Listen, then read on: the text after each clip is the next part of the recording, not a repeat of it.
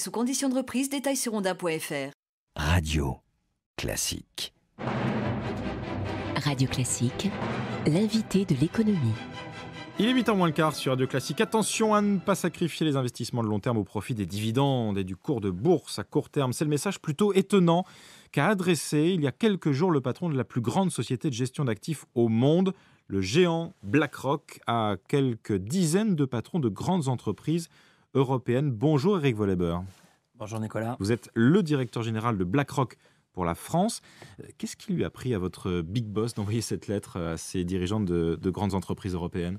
Alors, c'est vrai qu'en fait, ce courrier fait suite à un courrier identique envoyé au patron américain il y a 2 semaines. Ah bon, il n'y a pas que nous qui sommes concernés. Exactement. Et aussi en Asie. Donc l'idée, vous avez globalement une vingtaine de patrons français qui ont reçu ce courrier, mais c'est un courrier qui est ouvert. L'idée de base, c'est quoi ? Ça repose en fait sur les discussions qu'on a eues avec nombre de patrons d'entreprises depuis la fin de la crise, qui ont souvent beaucoup d'incompréhension par rapport au comportement des marchés financiers. Et c'est vrai qu'on peut parfois les comprendre, on peut les comprendre.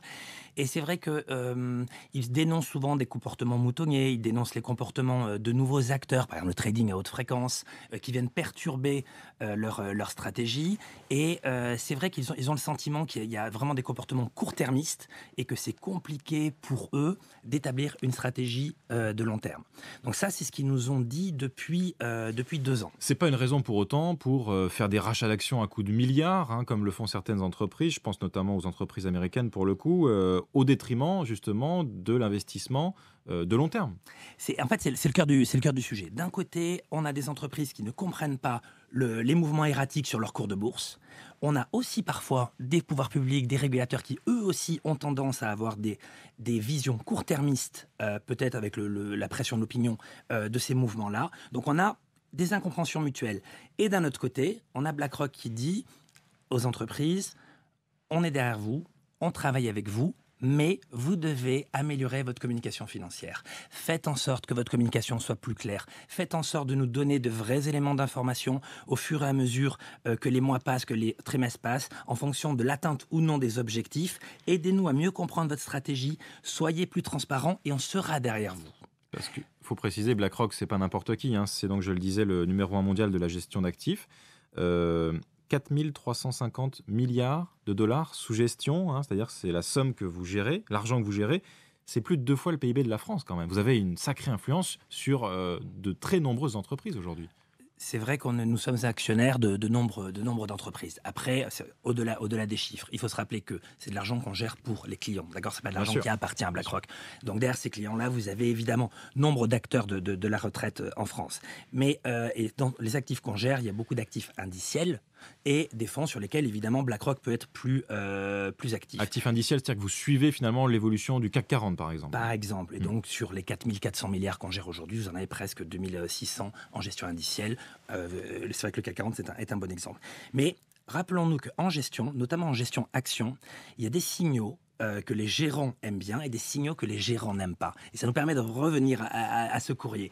Un signal que les gérants n'aiment pas, c'est évidemment ce qu'on appelle un profit warning, donc un avertissement sur les résultats. Généralement, une entreprise qui fait un investissement sur ses résultats va avoir un très mauvais impact sur son cours boursier.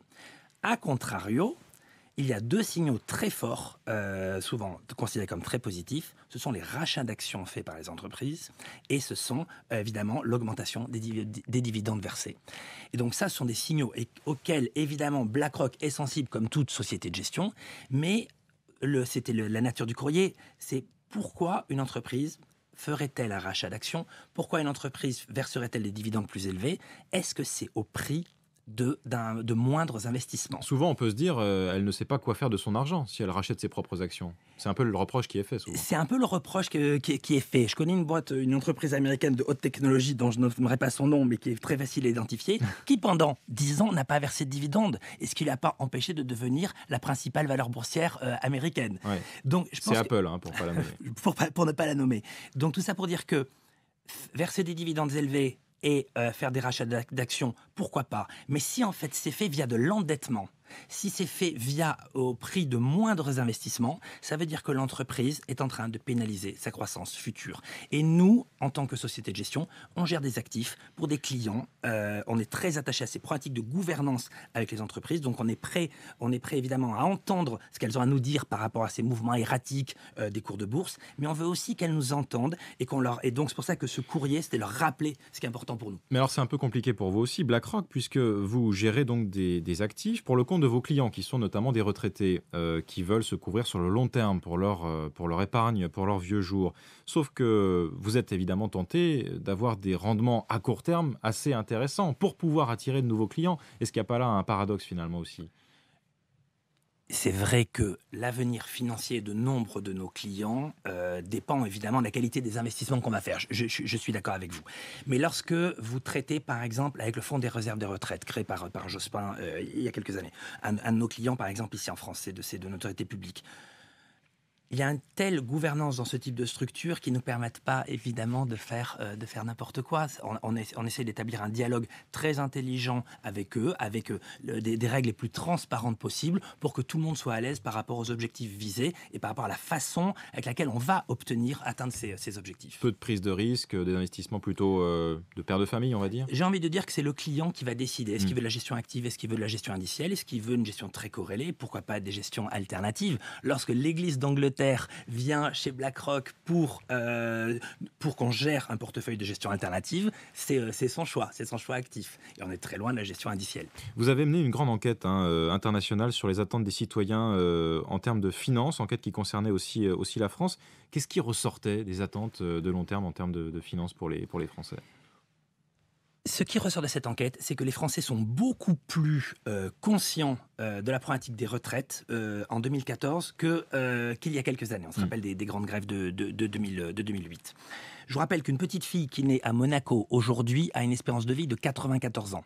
Donc si on s'accroche encore au sacro-saint 60 ans, on est très très loin du compte parce qu'il va falloir financer sa retraite pendant une espérance de vie de 34 ans.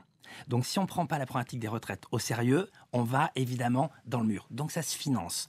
Ce qui ressort, c'est que les Français, ça, en ont conscience. En revanche, puisqu'on a fait une étude européenne, ce qui nous permet de comparer les comportements des Français par rapport aux Européens et aux Américains, les Français ont une aversion telle pour le risque qu'ils favorisent des placements évidemment très sécuritaires qui sont en totale inadéquation avec leurs objectifs de long terme. Si vous financez votre retraite pendant 45 ans, pourquoi la mettez-vous dans des placements à court terme qui vous offrent une totale liquidité? C'est un non-sens. Ouais, il y a un paradoxe effectivement des Français qui sont par ailleurs assez mal informés, je crois, par rapport à leurs voisins européens sur la nature des produits financiers qui leur sont proposés.